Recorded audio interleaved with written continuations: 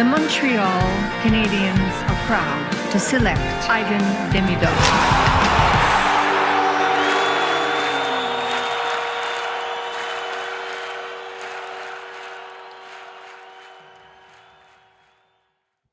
Good evening, everybody. Welcome to a live episode of the Curfew Boys podcast on YouTube and Twitter, also known as X. Myself, Sammy, with cousin Chris, and the stats man, Joey. Hey now, gentlemen, how y'all doing this evening on a fine Sunday, February 2nd already? Freezing and Oh, better fuck. before the game started. The freezing and thank God it was a 4 p.m. Eastern Standard Time.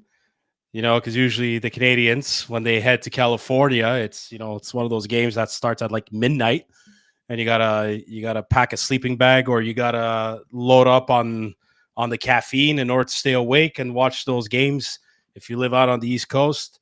But nevertheless, thank you to all our listeners and our viewers. Thanks for tuning in on this brand new episode.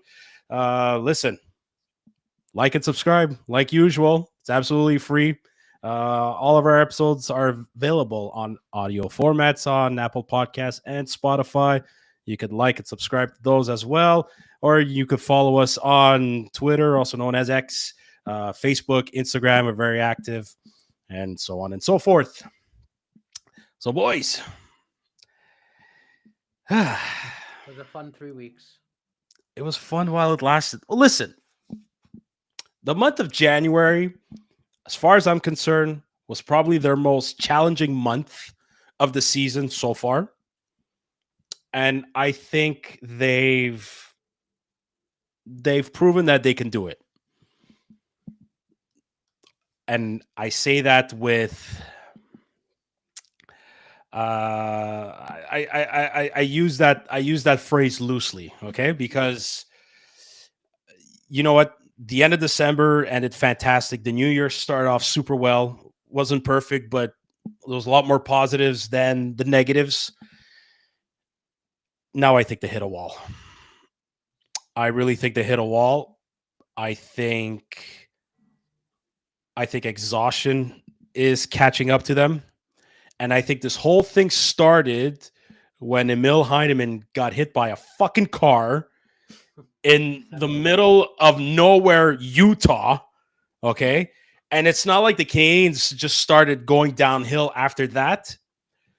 But my gut feel and what I've seen recently with this team is I feel like the stability of the four lines started going downwards a couple games after he was injured. And the reason why I say that is because they're barely using Michael Pezzetta when he's dressed for the game. And I think double shifting or sort of double rotating these guys on two lines, I think that's what's causing this exhaustion to catch up to them. Plus, they had a crazy traveling schedule for the month of January, but I think they hit a wall. I think they're tired. And I seriously think if it is coming at the right time before this four nation tournament, they're going to get a good week and a couple of days off. They're going to freaking need it. But yeah, I think they hit a wall, boys. Yeah, they went so fast. They hit that brick wall and they fell so quick. Well, I wouldn't say it in that sense, but they were going so quick and they were showing the league that they could belong. And then you're right, Sam and Chris, to tell you as well.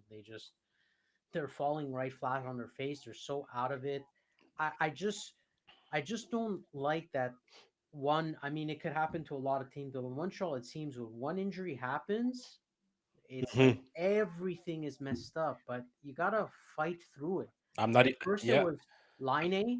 We didn't know what we expected, but when he came in, he brought that jolt of energy. And I have something on Line A and St. Louis about the game specifically, yeah. and then Heineman losing stability on the third and fourth line, the bottom two pairings. Yep. We had Anderson being tried there. I remember a little bit didn't really work, and Pizzetta. I'm not a big fan really, I feel so and bad for him.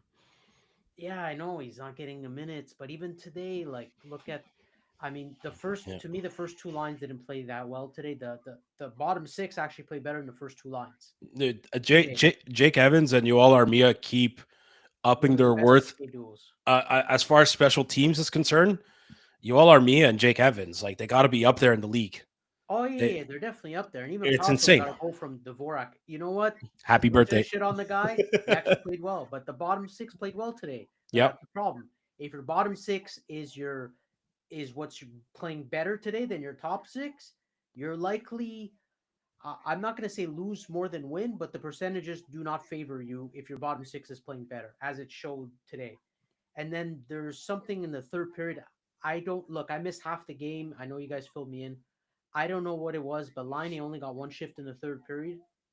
Oh, Marty was not happy with him at all No, in this and game. you know what? Even when they pulled out Montembeau, Yep. the uh, the extra attacker wasn't even him. It was Nope. Dvorak out there, Yep. Armia, who played well Yep. enough.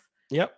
But them two were out there. They say sustained good pressure, but those signs in that game, if you're benching Line meritly because he's not doing well and the top six is playing worse, I don't know. It's not a recipe for good success. They need to kind of all be rolling. And yeah, those top two lines are tired for me. Oh, dude, 1,000%. And we enjoyed watching this team fight back for those 2 points throughout the month of January. But I knew this was going to happen. There's only so many games you could play catch up, win, and sustain that same level of energy. That's Yeah. that's what there's only so much of it you can do. And I think that's one of the reasons why they're tired. And you can't always outwork a team. There's games where you have more effort than a team, but you just don't win based off of the players you have, the talent, the type of chemistry. You can't win every game based off of working harder. It's No, physically no, you impossible. can't. So they have to learn how to win games kind of like they did in the past where, they're being out effort it but they're finding ways through talent to win the game, and right now it's not happening for them. I'm gonna say outright, it's the same story as always, just the inverse. Instead of falling behind and having to play catch up, they got ahead 2 goals and then they gave up a lead. Like just a really, really bad way of playing. Once again, it's either you're starting late or you're finishing early, which is a significant problem. Also, didn't think Montembeau let in the greatest goals once again. So all in all, it's creating the same result, and it's a bad one. The first, So the yeah, first. I don't know, man. I can't fully blame Montembeau on this one.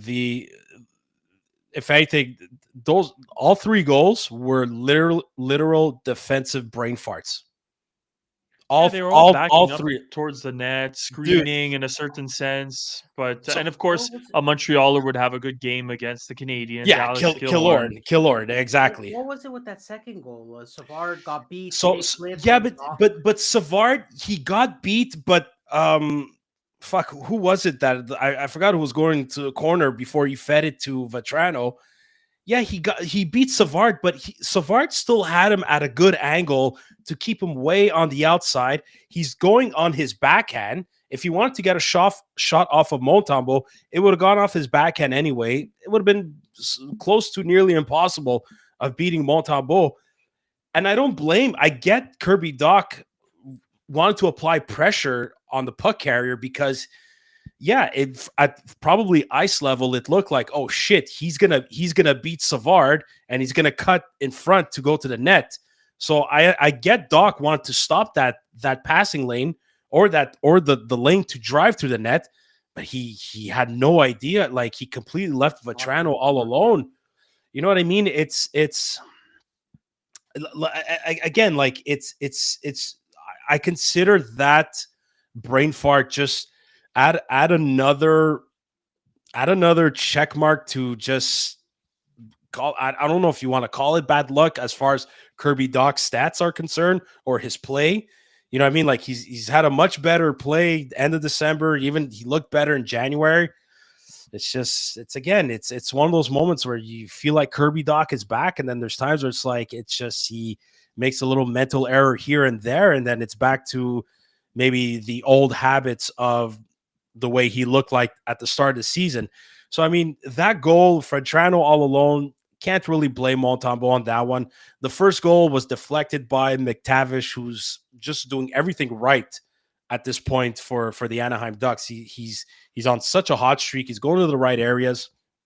You know what I mean? Like Jake Evans had Killorn covered, but then he thought he should have gone to the point, so he let Killorn just come in, took the shot. McTavish tips that one in, and then the last one too. It's like Chris said. It's like just the two defensemen and the other winger, which was Dvorak on that play, because Dvorak and Doc were on that line for the third goal.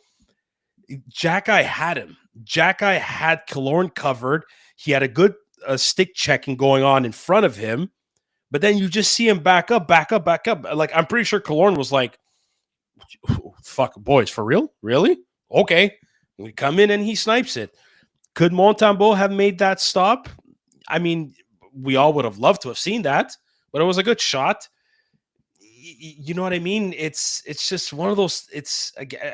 I think on that play, like, I think all Jack-Eye has to do is probably say, I got him. But then he sees McTavish on his left coming in uncovered. So he's thinking, fuck, I got to cover him instead. So, you know what I mean? It's the worst part about this loss is that they weren't outplayed. No, if you look at the stats throughout the whole game, like, okay, besides the shots, 23 shots for the Canadiens, 22 for the Ducks, but 61.7% on the faceoff, one power play goal for the Canadiens. Yeah, okay, they got out hit, but 20 block shots, nine turnovers. You know what I mean? Like they weren't out. They weren't outplayed. No, Sam. It's the Ducks. You got to outplay them. Yeah, but Joe, the Ducks are in the exact same rebuilding position as the Canadiens, though. But the difference is the veterans of the Ducks beat our guys. The Killorn and Vetranos, they beat our guys. That's what ended up happening. You know, the Canadiens, like that first period, like they had it, and they probably thought this game's in the bag. Like, boys, and we could. I'm not saying they thought, okay, we can let go of the gas pedal, but they kind of did. No, but they did, and they mismanaged when they do have leads. Like when they were winning, they were making a lot of comebacks, and it'd be too late for other teams to come back in because they were making the comebacks themselves. But this goes back to beginning of the season, even last season. They have a hard time protecting leads. It's impossible for them to keep, and it's even more. I wouldn't say impossible. It's just harder with to me, Montembeault right now doesn't instill any confidence. And I think what Chris was getting at on his part was, Sam, I think you're right. I mean, those shots aren't necessarily his fault, but they weren't impossible either. You sometimes need the goalie that can make a shot that could or should be a goal, not a goal. That's where Montembeault does not sort of step in and can change momentum. I don't know. I find they're playing just when they play for him. To me, it's been different than when they played for Dobas in the last few games. It's been totally different. And you're right, Anaheim, they're in the same sort of mode we are. I actually still think we're a little ahead, given especially what we've been doing this season. So I thought this was a game after everything. Okay, they played Minnesota, who they always have trouble with. They played Minnesota Devils. Okay, you're talking about good teams. I thought, okay, coming up against Anaheim, it's a team that's kind of more at our level now. Let's play better. And I didn't expect them to play this way. I thought I thought they were gonna walk out of that game with a W. No, but and I get what you're saying about Montembeault. Like, again, I think that third goal, it's not to put the full blame on him, but I would have loved to have seen him make that save. Joe, you got a fan here? I do. Yeah, I'm back.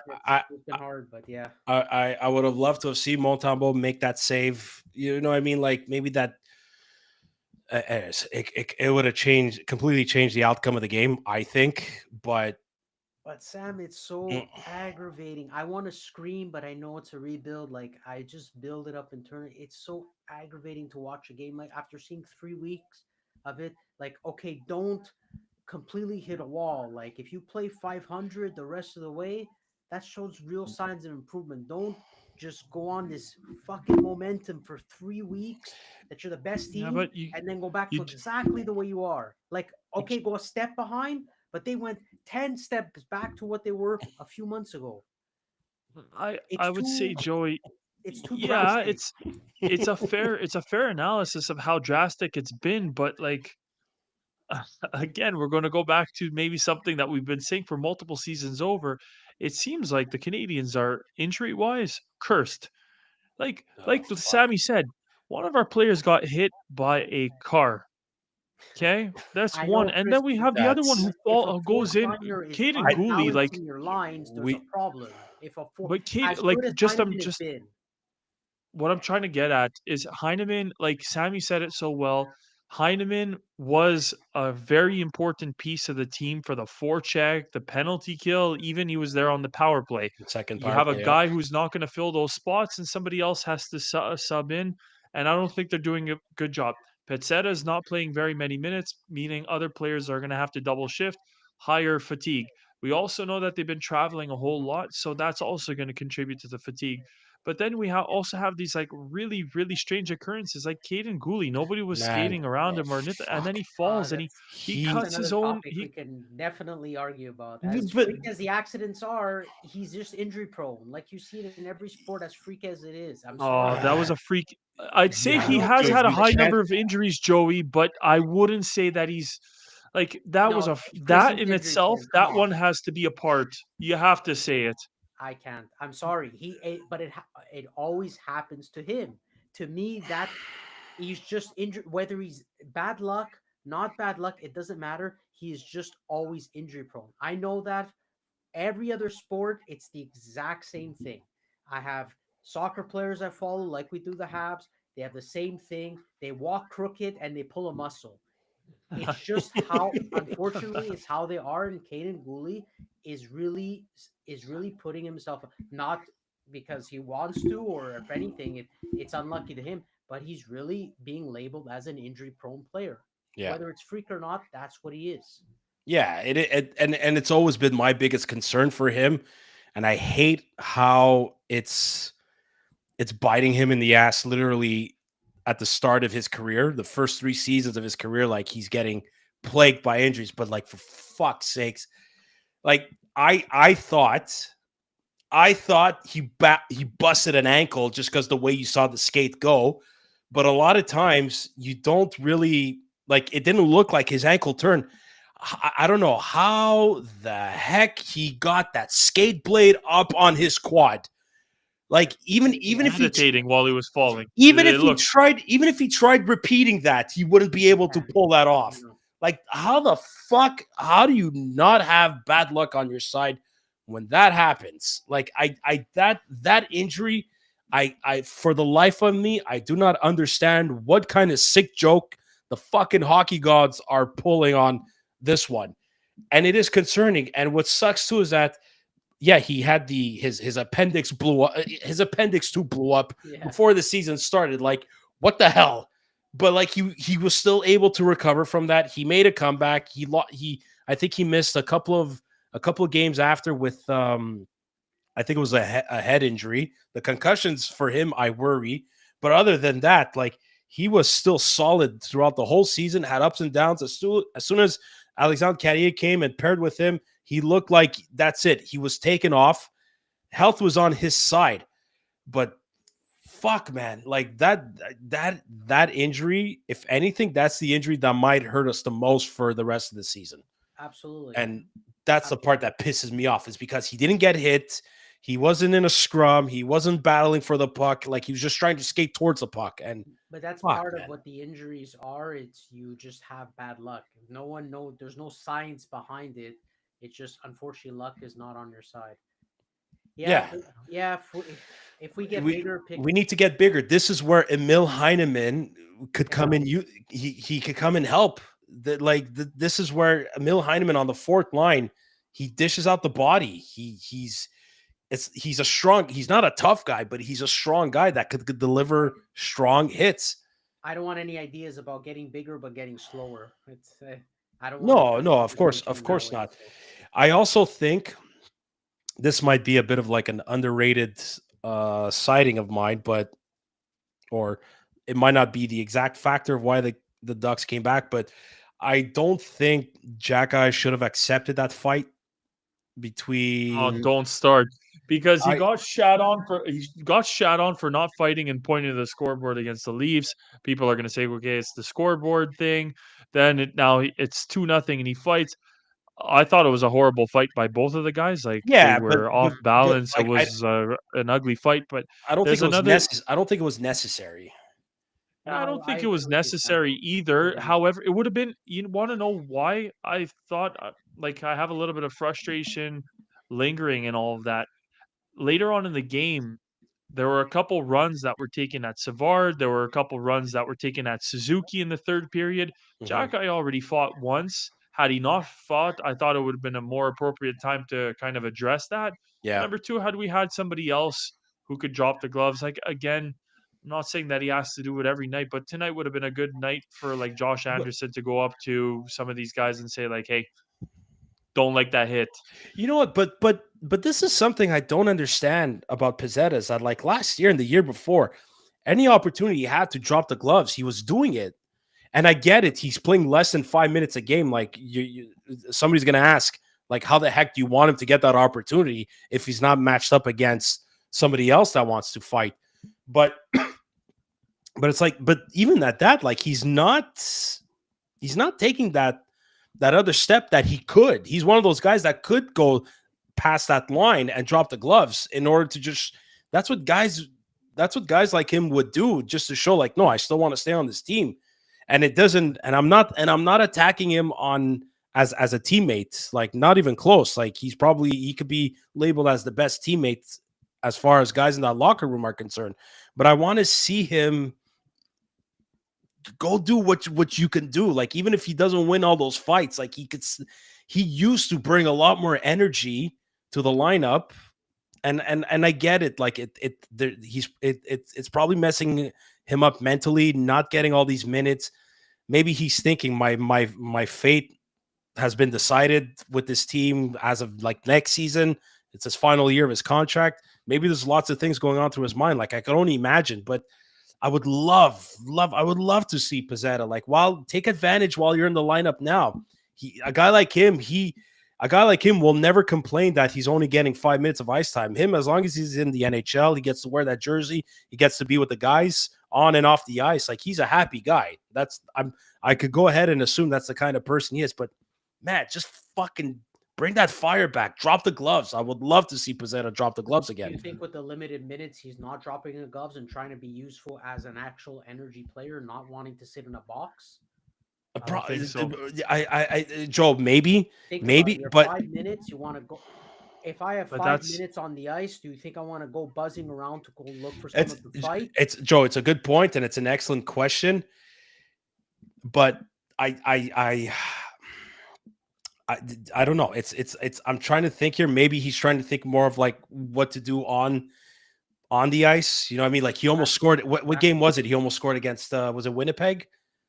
He had the fucking Yeah, it rebound was right at his Winnipeg. feet that he just couldn't bury it. Like, it was just so unfortunate. But he Big did. George the Rock vibes. Yeah, kind of. But like he did all the right things except just put the fucking puck in the net. But I think no, but I get what you're saying, Joe.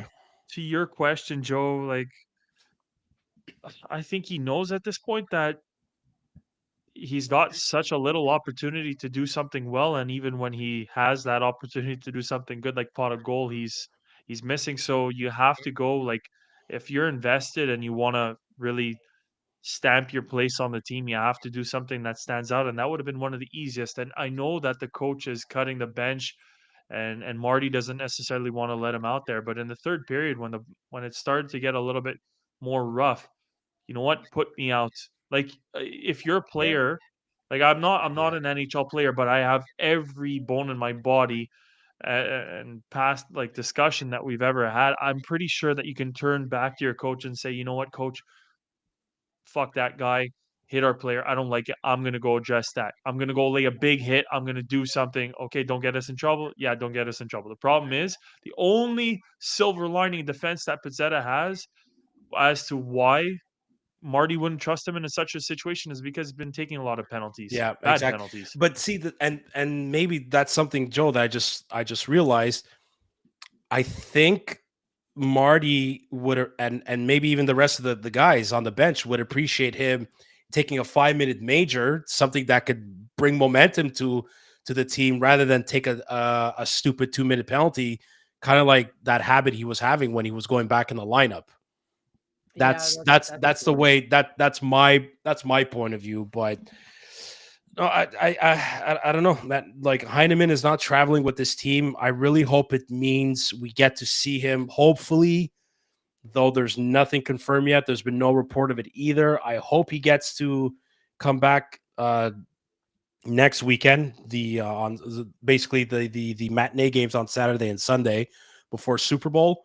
If he doesn't come back by then he's obviously, I'd be very shocked if he's not back after the Four Nations tournament. And we need this kid.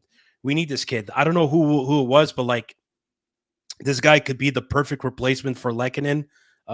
We had a conversation with on Twitter, and I agree with him. I think he could score 15 goals with that shot. Yeah, I think absolutely. I think not having Heineman and Gooley being replaced by Struble, I think it made me Yeah. show a severe lack of, not severe, but a lack of depth where the drop off is pretty big when you go beyond what we have, depending who gets injured, of course. Going from Heineman to Pizzetta is really, as much as it shouldn't hurt us. I want to be at a level where a fourth liner does not impact you. Yeah, It's impacting us. You can tell. they tried. Go ahead, Chris. I know you want to say Oh, something. I wasn't going to talk about Heineman. I was going to talk about, the return of these injured players on the whole with what you said.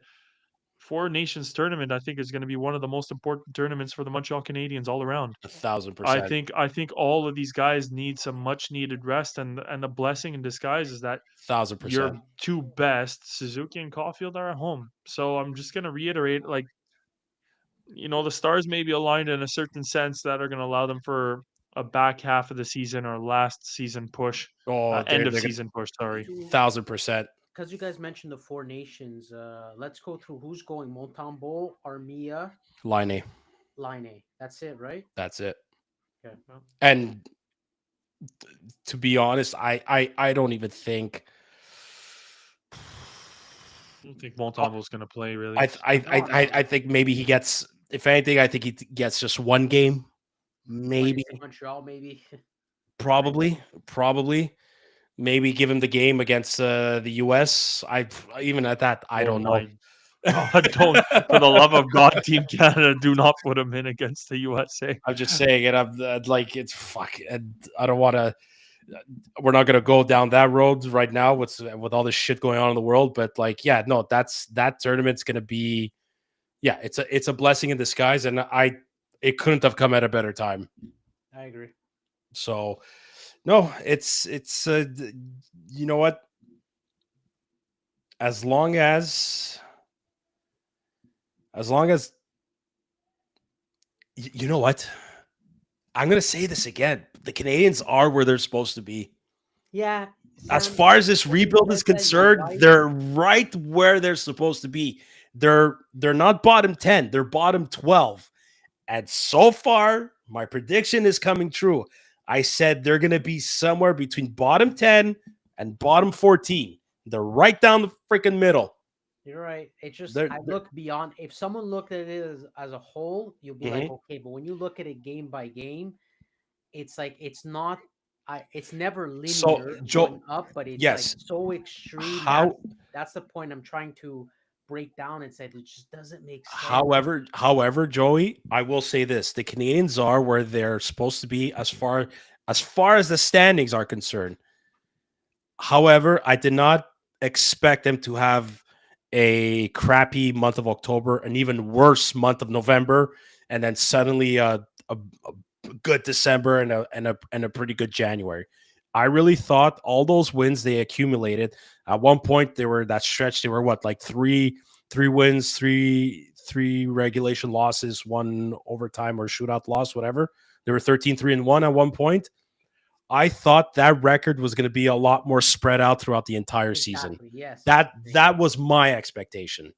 So, you know what I mean?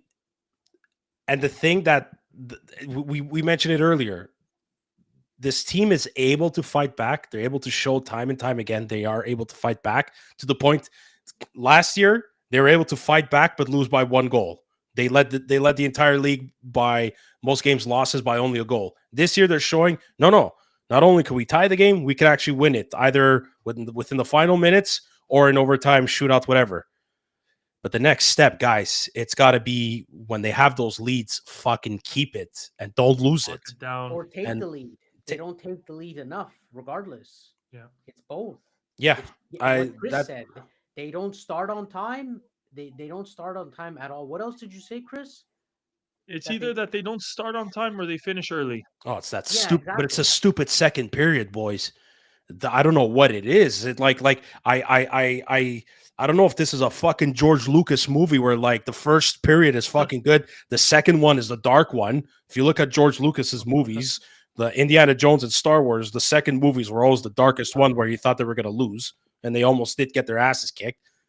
This is what this is the nerd coming. This is the nerd in me coming out on a fucking hockey podcast. But yeah, it's the lack of inconsistent 60-minute play. Push that message down there. Joel So- Bouchard. Yeah. The classic. Even during our stretch, Sam, the consistency in 60 minutes, I find it was still few and far between. The stretch where they played well. Mhm. I find they got the job done early. Maybe teams that come back, they had a few complete games, but they have between the leads starting on time well, or that I find they're still struggling. And yeah, that's part of the next step.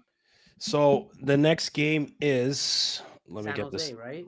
It So let's is go. Tuesday It's- against San Jose, I think 10:30 If p.m. they can't Eastern beat time San start. Jose, I don't know. I don't know what to say. If they can't fucking beat San Hey, Jose. it's gonna be. Is it the first time it's Celebrini versus Hudson? Yeah. The two Boston University teammates. Well, that's gonna be exciting.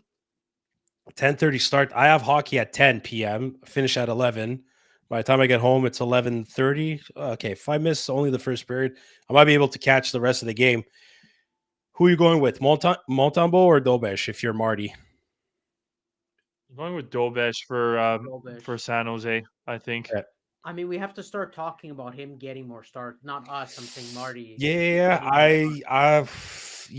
I think so too. I would give all. I don't care if he had 2 rough games against New Jersey.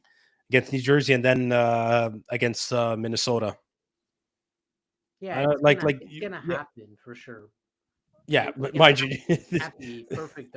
New rest Jersey, is there. the New Jersey loss, like Jesus Christ, So that caused a fucking shitstorm amongst Habs fans and a certain defenseman. But anyways, interesting thing then.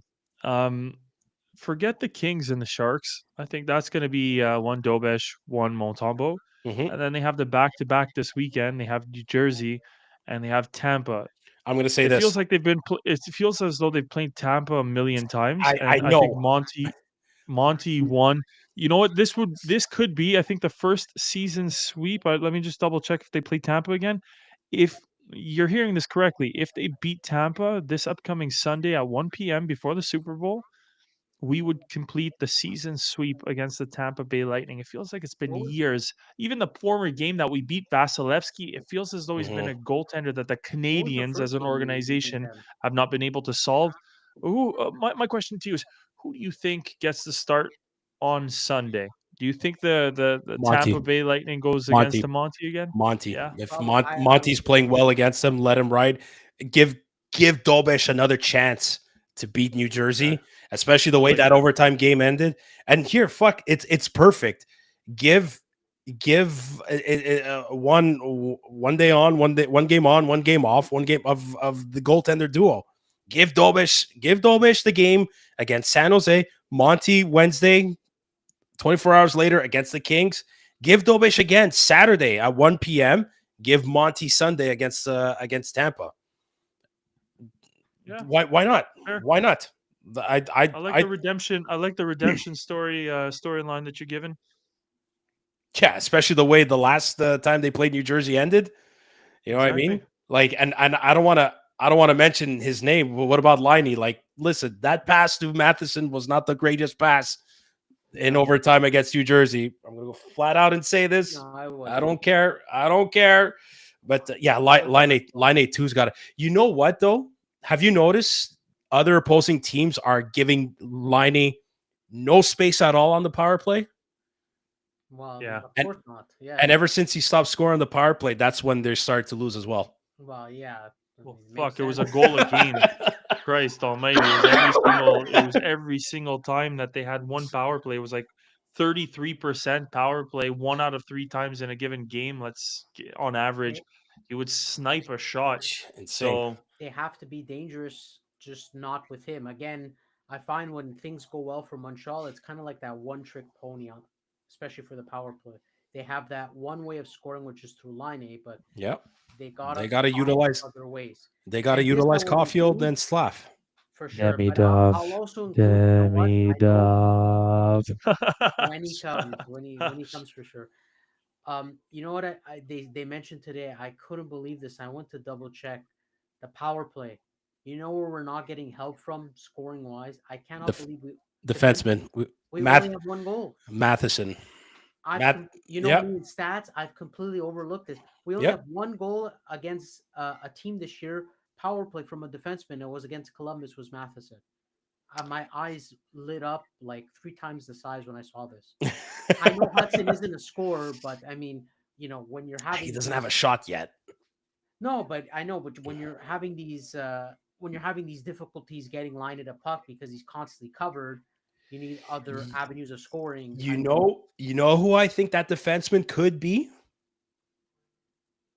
in the future to score out Mayu. I really think 100%. He's got a bomb of a he's shot. got a bomb of the shot, and fuck him and Owen Beck get called up, and you know, like I guess it was for just emergency situation. I don't know. It was weird, and I get the move because they're going to the AHL All-Star game, which is in California, so it made sense that they called him up to be part of that road trip. News was released just after the game that they've been sent back down in order for them to go to the All-Star game, which is tomorrow night, which is going to be Monday night. I'm ready to see Logan Mailloux get another crack at it, boys. Like, man, when he scored his first NHL goal against the Islanders, like, Tabarnak, he roofed that one. He's got a shot, Joe. So I think he's going to be that defenseman on the power play. And if he makes the team next year, which I hope he does, and a lot will depend what happens on defense with guys like Struble and maybe guys like David Savard. But I could see him and Matheson being paired up on the second power play. Keep Lane Hudson as the only defenseman on the first power play, but put Matheson and Mailloux on the second power play wave. Like that, you reduce the forwards to it's gonna be Newhook, it's going to be Doc, and fuck, maybe you put Line on the second one because who's coming next year?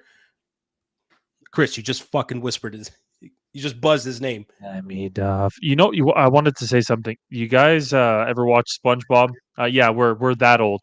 Watching SpongeBob. Remember there was a stupid sea pickle that was apparently really good at jellyfishing. His name was Kevin, and where that's coming from is when you go, "Hi, Kevin." Oh, yeah, It's yeah, "Hi, Ivan." That's what we got to replace it for. The heavy breathing ensues. Rookie of the month for the third time this season in the KHL with his limited ice time and games played at the beginning of the season or the first half of the season as as we should say, and he's tied Kirill Kaprizov's Kaprizov's. record. He's a With- bust, Sam. He's a bust. He didn't Either more one game than less. But however, Michkov has more points than him in less games. So Demidov's a bust. The Canadiens should have picked Michkov instead. He rolled with it this time. Silver lining time of play. That's what you have to look at, folks. Yo, Chris, you're gonna make everyone go deaf. Fuck if you keep deep throating your mic. Let's see. However, Trolling aside, dude, like Incredible. this kid is Yeah. and like they're not just regular goals. They're like almost all highlight reel goals, even his assists. dude. Yeah. Well, the overtime winner that he got to tie the record, he tried. I don't know what he did, but like he split between two guys. I don't know how the heck he got the puck back. I don't know how he retrieved that puck and still maintained control. Was able to spin around and find an open guy. Like his puck control is insane. It's I think one of my disgustingly insane. favorites that he's done lately that he's scored or just highlight was, I know people look at the one where I think he like undressed the defender and went on his Between backhand. between the legs, Yeah, between there the was legs, like Deke. But I think my favorite was the no look backhanded shot that he roofed. I'll send it to you again. He literally roofed like not a 360, but he literally did like nearly a 360 turn and just roof a puck. It was more about a couple weeks back, but my God, like I mean, I don't see that out of our players now, and to see that was insane. I'll send it to you, Sammy. You're giving me this like dumbfounded look, like you don't Yeah, remember. I'm trying to remember for the I'll life send of it me. to you. I I'll believe find it. you. I believe you, but this is the player we need. This is the player since Kovalev. Yeah, Straight out say it to me. This is it's the since player Kovalev. since Kovalev, but this is the player we need to be better than Suzuki and better than Caulfield. And better than If- I everyone think in we the could league. count on that.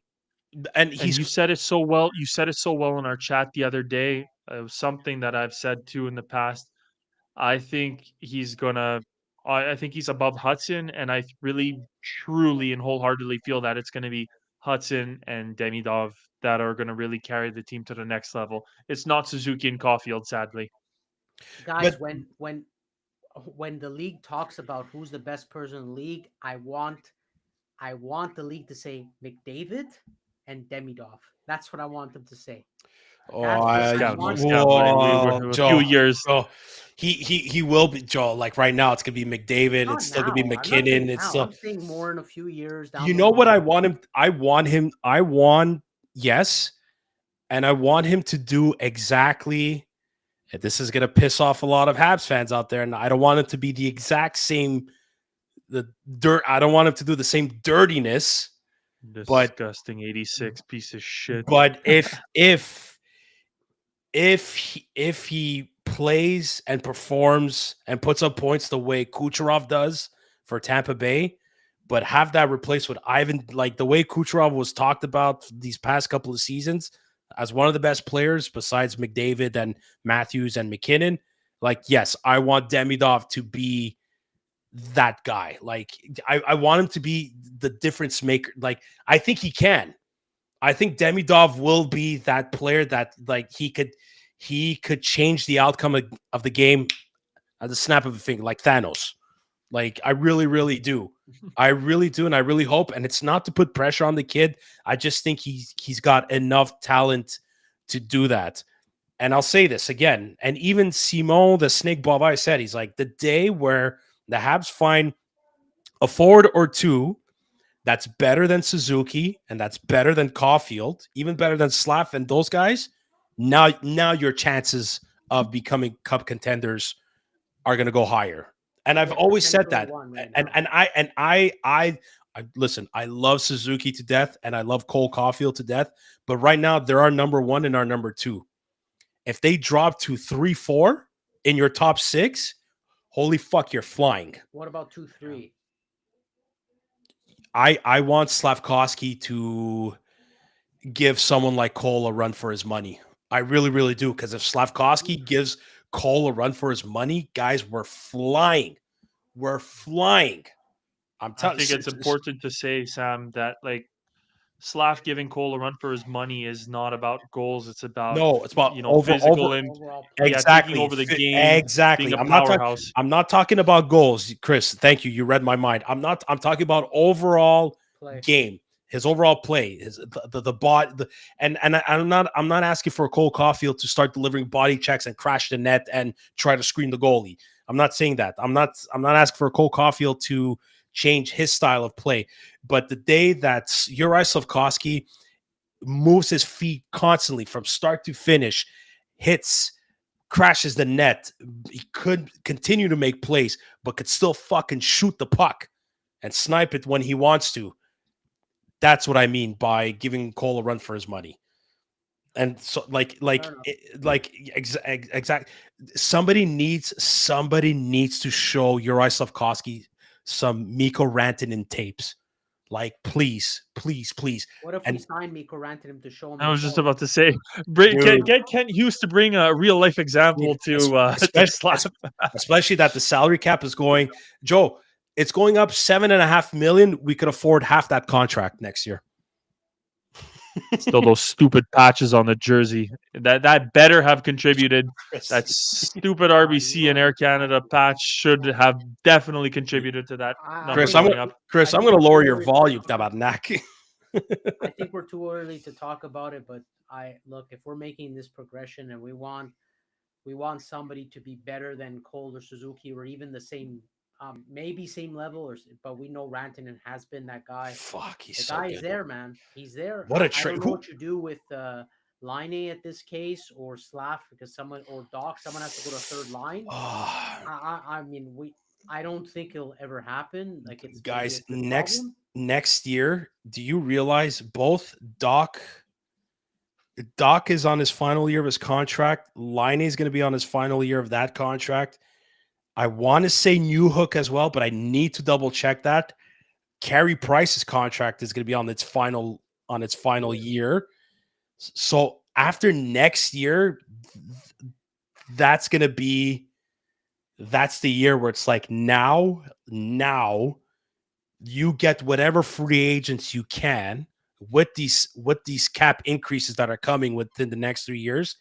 You have to overpay a little bit, but it's a veteran that still has enough juice for 3-4 years. You got to go get that guy. Sam, I believe there's three guys in free agency that I don't think will be, not them three specifically, a talent of them three would be available the next year after. So if you can sign them this season, I don't know how you can convince them, one of the three, then I look, it's not of a patience thing for me. I think the year after there's nobody in Marner, Rantanen or Ehlers level, I think, in 2 years. Yeah. So if you have the chance to sign one of them now, I would, in the off season, I would certainly. Or it's going to happen through trade. Yeah. That's a different story. If there's a trade that happens, sure, no problem. But I'm talking strictly free agent. I don't think there's free agents out there in a couple of years that equal to these three that are coming. Oh, I agree. And again, it's gonna depend what's available and where they see. Well, technically, McDavid's a free agent in 2 years, right? So, Yeah. Huh. Oh fuck! Can you imagine? Who won that trade between Colorado and Carolina? Ooh. It's tough. If Rantanen playoffs will resigns, tell. then maybe I'll say Carolina, but for now, I'll still give it to Colorado because Rantanen's not re-signed. Nietzsche looks good in Colorado. He looks good. He looks good. He looks really good. I feel like he stabilizes probably a little bit more. I don't think there's a clear winner for it. Carolina wants that cup though. Yeah, they Carolina wants that cup with Rantanen and Taylor Hall. I get Taylor Hall is not the same player he once was, but still, he's still a big name. Did you hear that? Like he wasn't worth more than a 3rd round pick, Taylor Hall. Yeah, like of course. he was tossed in there anymore. Yeah. Well, Chicago got nothing of all this, but JT Miller going. There's been like so many trades. Like you would think it's a trade deadline. JT Miller is off to going back to the New York Rangers. My favorite memory of JT Miller with the Rangers is when Shea Weber just fucking pounded the shit out of him up I was against the at the game glass. for that. Were you? At the game for that. That was the game where uh just got to go back and double check, but that was the game when Plekanec scored with 17 seconds left, and then Radulov Yeah, scored in Radulov. Yeah, overtime. exactly. What other trades were made? Marcus Pedersen trade. Yeah, the the Vancouver Only Canucks room are for getting one all Pedersen, and the Canucks got the Pedersen trio. Who just went to Dallas from San Jose? Michael Granlund That's and it. Cody Yes. Ceci. A lot Yep. of first That's it. rounders went. Yep. That's exactly that. But you don't Yeah. think we're in like you No. don't think we'll be in the right, let's say, moment to really try to go after one of these big names in the offseason, given with the salary cap going up, given where we are? This Sam, I'm telling you, in 2 years, like again, I'm not talking about trades. That's a different story. mhm. I've looked at the 2026. There's no way Eichel, to me, there's no way Eichel or McDavid are going to be on that market, and then everyone else is just, it's just not what's coming up this year. That's what I'm saying. I really I want to believe if a lot of it's is gonna depend on what is gonna happen with Jake Evans at the end of this season, and a lot of it's gonna depend on if Kirby Doc is able to show that he could still be part of this core group that could bring this team to a contending level. Yeah. I really think it's going to come down to those two. I'm trying to think down the middle because I love Owen Beck. I think I'm not 100% certain if he's NHL ready. Maybe as a centerman, obviously. I don't know how ready he is to carry on that responsibility of winning faceoffs in the defensive zone and on the penalty Yeah. kill. Even though he is a faceoff specialist, he was the best faceoff taker in the OHL throughout almost the entire time he was there. I don't know if next year he's ready for carrying on those responsibilities. Although he's playing amazing in the minors, like the Laval Rocket this year, they're the fucking comeback kids. Caden Primo, Joey, this is for you. He's killing it. He's 9-0 I'm since happy. he's I'm happy, but we mostly talk about the Habs, so I focus when I talk about. regardless. Yeah, I but he's still doing well. He's doing well for sure. good for regardless, him. Seriously, I still believe he's gone after this season. No matter how he could go, he could go, he could win every single game, and he could bring them to the Calder Cup Finals and win it. My personal opinion, I don't think he's coming back because I think they're giving that spot to Jacob Fowler. A lot of the signings, Joe, we're going to see a lot of signing of players they drafted. We're going to see Demidov. We're going to see Jacob Fowler. Most likely going to see Tyler Thorpe from the Vancouver Giants. big man. Big kid who might be a bottom six role player one day.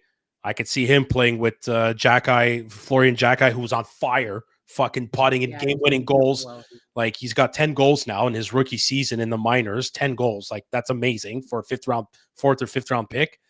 Who do I want to say? I think we're going to see Owen Protz from the not the Hamilton Bulldogs, but the Brampton Bulldogs, who could be like a bit of like a Jackeye 2.0 ish, not as big as him, but still as mean as him. Like we're going to see a lot of prospect signings again next year. So the pro scouts and Kent Hughes throwing Jeff Gordon there, they're going to have to evaluate and see like where they think certain players is going to bring them. Like, is Patrick Laine going to want to come back at a discount, but is he going to be able to show that he could play In 2 more? years? Yeah. Yeah. Depends what free agents. I don't. I personally predict he won't be back at that time. I think they'll try to go somebody that maybe might be better on 5-on-5. I don't know. Yeah. If that's the case, I think they will want to find that replacement. Maybe If they could give Ivan Demidov that type of winger. Oh man, like what about somebody that is the same nationality as him, as who? as Laine this year? A Finnish player?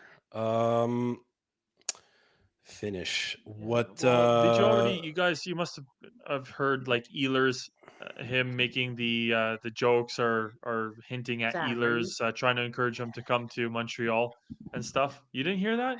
Patrick Yes, yeah, yeah, yeah, Laine, yeah. when They yeah. went to dinner. Yeah, yeah, yeah. Well, they're still friends, right? Sam, Jo- seriously, same Finnish compatriot. We were just talking about it to sign him in the offseason. oh, Oh, hold on. You hadn't heard any of this, Joey? Like Oh, I talking about seriously, Patrick Rantanen. Laine Yeah, yes. yeah. had sent him a Fuck that. jersey, a Montreal Canadiens jersey, signed whatever, like To on his who? own This to behalf, and Ehlers? he's to Ehlers. Yeah, Ehlers would be a nice secondary, but I don't know. Just Given the given whole his switching age, of like slap, the yeah, 1-2 yeah. punch, 6'4" guys on right wing, 1-2 punch. Just it sounds I don't know. It just sounds wonderful. Put Demidov I at really center. want. Screw it. Go AWOL. Put Demidov at center. Put line A. I don't Put him know, with the man. finish. I think one day again, it's this is a couple of years down the line too. But like Michael Hage, like they're gonna have to decide like what is he gonna replace Kirby Doc, or are they gonna push Kirby Doc on the side and give that centerman spot to Hage one day? I To don't me, know. that's a hole. To me, that it's gonna. To me, it's gonna become a hole. I don't know. To me, Doc has looked not more confident, but has given me more confidence when he plays on the wing rather than center. But this Well, kind of yeah, throws everything yeah. out the window with the off season. If you want to hmm go for a bigger name, all the best ones are wingers. So it's yeah, I don't know. There's no like perfect centerman that can come to Montreal at any point within the next year. So it's I don't know what you do. It's still to me it's still a bit of a problem. If you want my Yeah, opinion. there's a couple. There's still a question mark there. There's still a question mark there, and I still think they could get it done through a trade, but the logic I'm going with is that like if they do a trade, it's someone like Carrier that is still young enough to be good enough to play a couple of years, but has veteran experience now, who's been like a good 6-7 years in the league. That's the Put him only on type as of a trade, second liner because they're gonna need a third maybe liner. as a forward too. Okay, yeah, they're gonna need someone for Dvorak, right? Already next year. I listen. If they resign that Oh, guy, I'm no. which guy? They're not going to resign the. Dvo- I don't Okay, think they're going to resign Dvorak. I don't think so personally. I don't. I would love to see Owen Beck center Josh Anderson and Brendan Gallagher. too soon. I I think. I I Yeah. get it. I get it. But let me throw a nice fucking curveball to everybody that's still listening. Do you bring or offer a contract to Jonathan Taves that wants to come No, back fuck no, no, no, no, no. Too as many as problems. as as as Love the guy, but one too many one or problems. 2 years at like 1 or 2 million each year? It's gonna sound crazy, but I'd rather have Sean Monahan over Yeah, Jonathan too much, Taves too Yeah, many but health issues.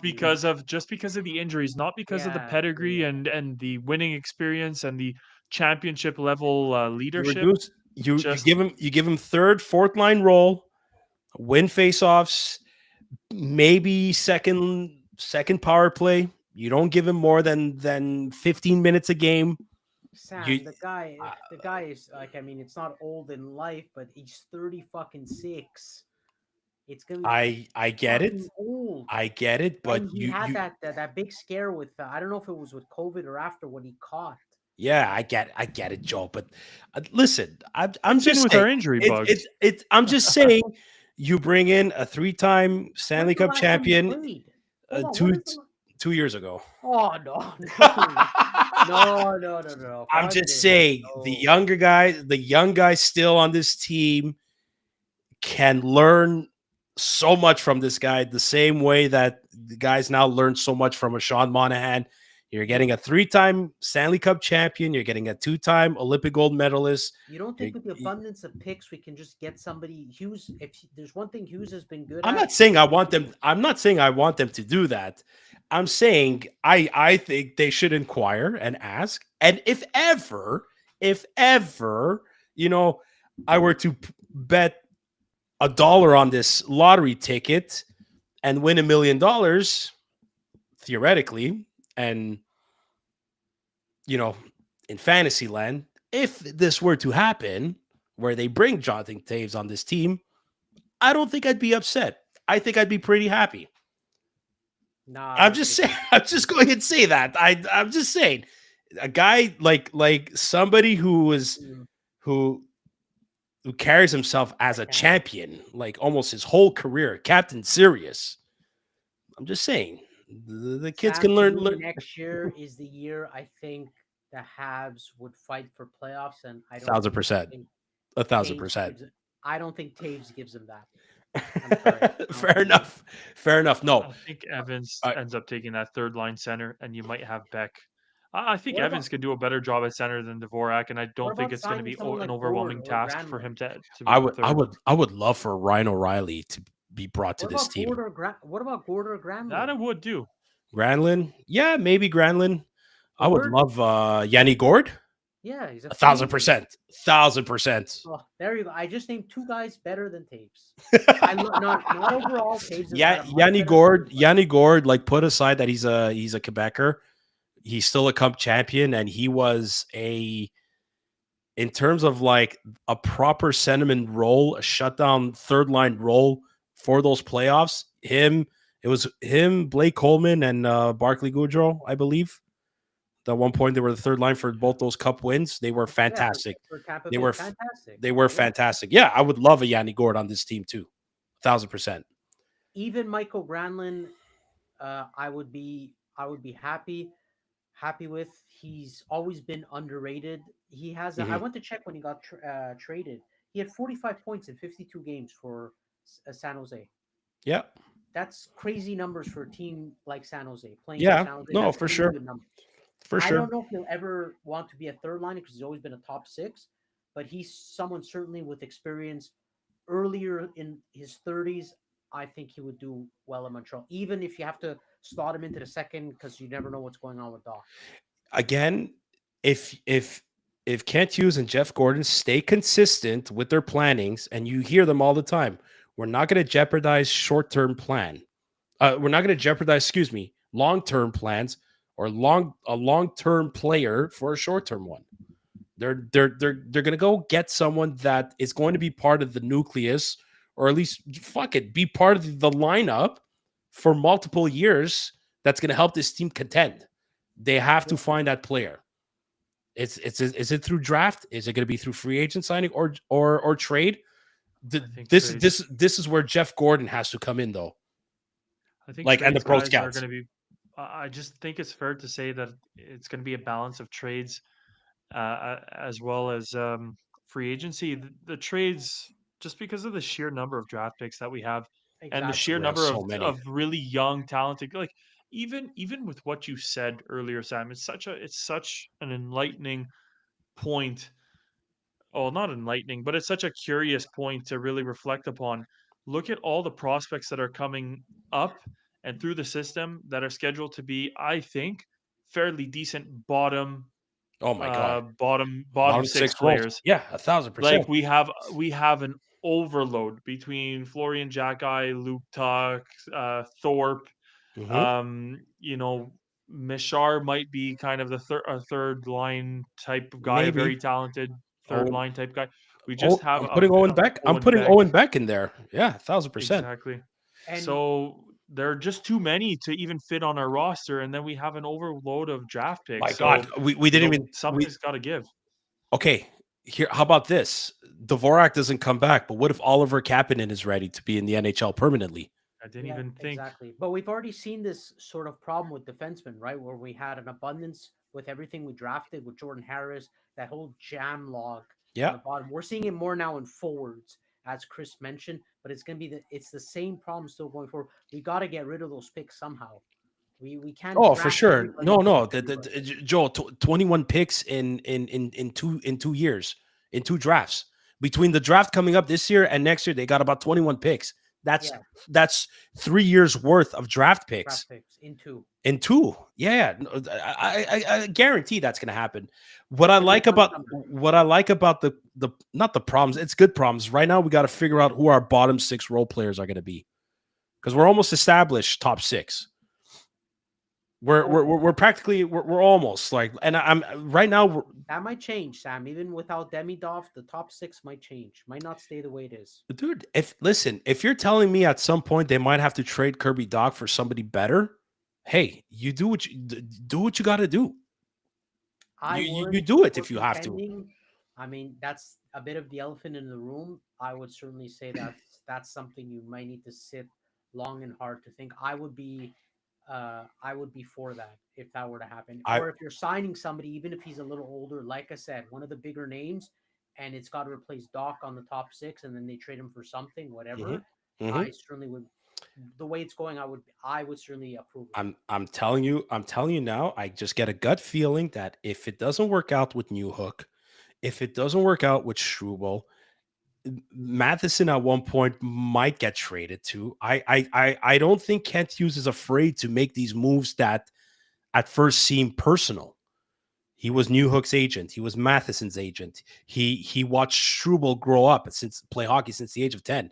So he That's did the what same thing with Harry. fucking bit us in the ass with Bergevin. I'm so I'm glad he's not liked it. He's not. It's It's not all personal. business. It's It's all all business. exactly. We're in a good spot, boys. We're in a good spot. We just need to be. I have no patience, but we need to be patient. I just want to end this episode on one note. I cannot wait for Ivan Demidov to play his first game against Alex Ovechkin.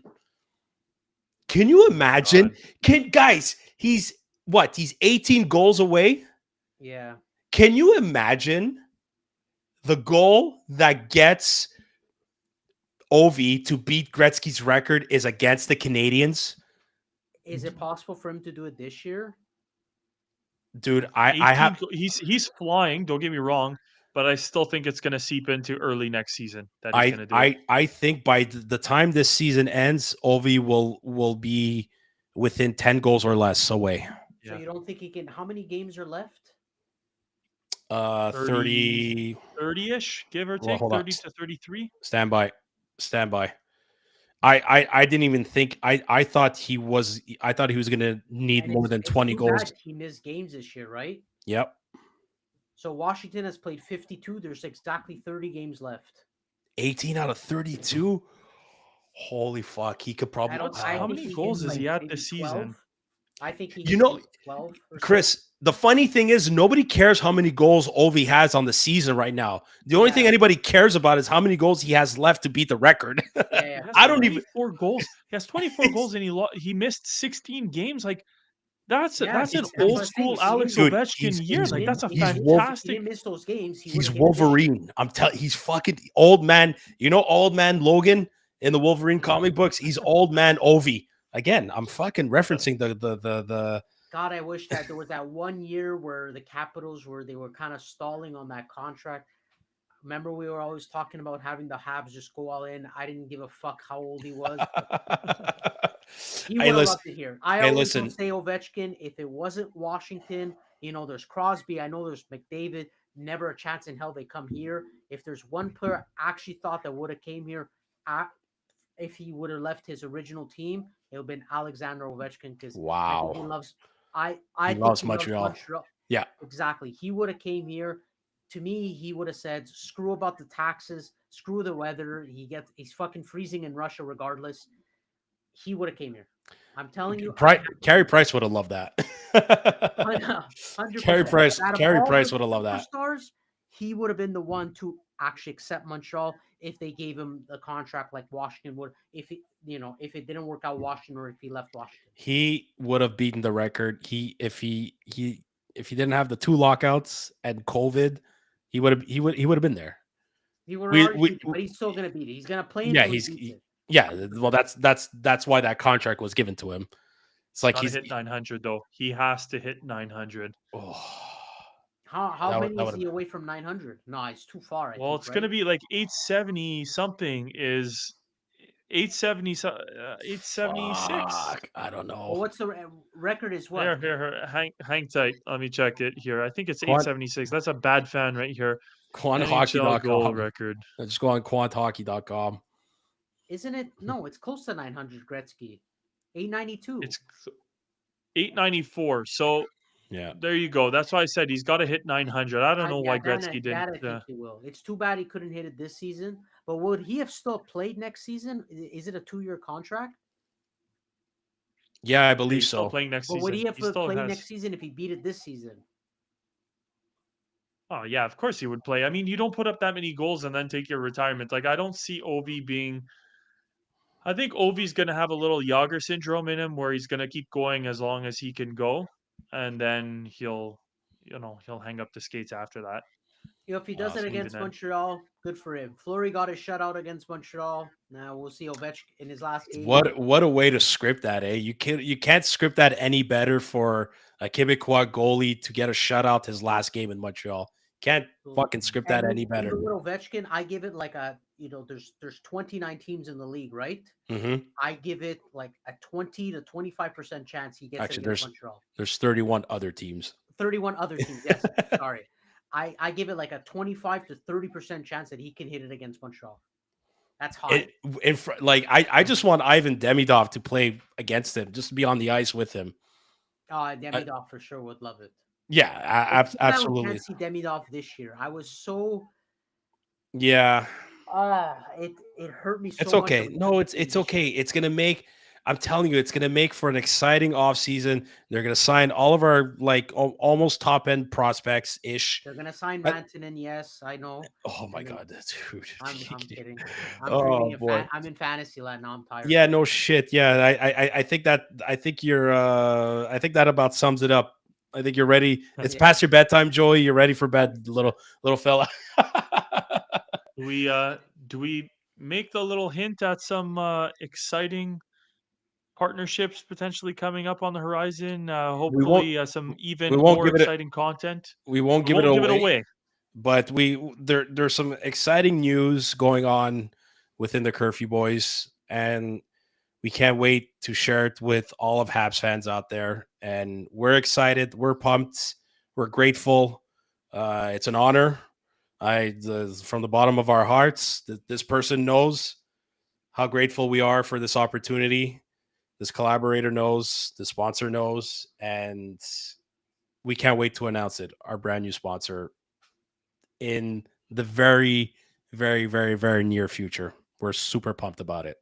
Can't wait. Cool. Absolutely. Ended on that? Yes, sir. Awesome, boys. Well, listen, let's just hope the boys come back and play a much stronger game against San Jose on Tuesday night. Otherwise, it'll be probably back to Tankathon website and doing that fucking click and see if we win the lottery for this coming draft. But nonetheless, listen, to all of our viewers who stuck around this entire time on YouTube and on Twitter, thank you so much for tuning in. Greatly appreciated. Like and subscribe, follow us. It's absolutely free. Share this with all your Habs fans, all your friends out there. It's just our way of feeling the love and growing this Habs community. All of our episodes available on audio platforms like Apple Podcasts, Spotify. Follow us on Twitter, also known as X, and on Instagram, but you can find us on TikTok and on Facebook as well. I am Sammy, in for Chris and Joey. Gentlemen, thank you so much for doing this. Until then, bye now. Good night. Dynasty. Bye, Ivan.